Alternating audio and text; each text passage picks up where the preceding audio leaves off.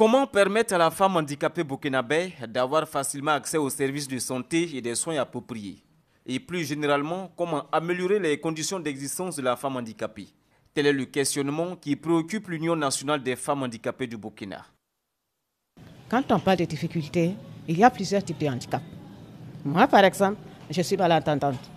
S'il n'y a pas quelqu'un pour noter pour moi ou pour l'interpréter, ça veut dire que ça va être difficile de converser avec le médecin. Également, si vous prenez les femmes aveugles, il faut qu'elles puissent accéder au bâtiment.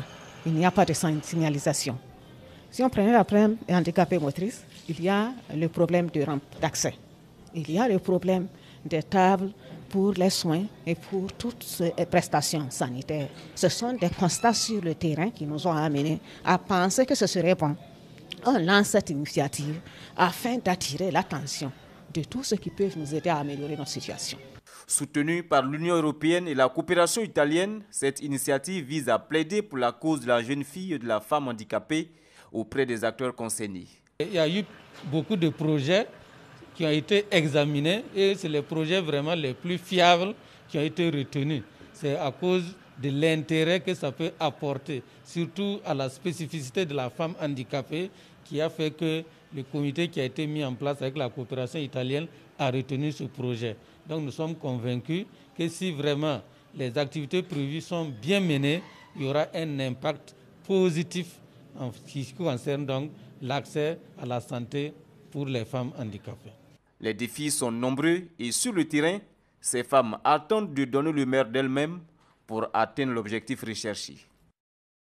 Comment cela se passe concrètement? Il y a la formation des partenaires, la formation de ceux qui vont mettre en œuvre les services de santé, comme les responsables des cliniques de santé, comme également aussi les gens au niveau des mairies. Il y a des gens qui sont dans la gestion des projets et des programmes. Si ces gens ne savent pas ce que nous attendons d'eux, comment vont-ils penser à intégrer nos besoins dans la théorie pour la mettre en pratique? Les bénéficiaires se disent satisfaits de l'impact de ce projet dénommé Combler l'écart. Un projet qui devrait permettre aux autorités, selon elles, de mieux connaître les difficultés des femmes handicapées, surtout celles liées à leur santé.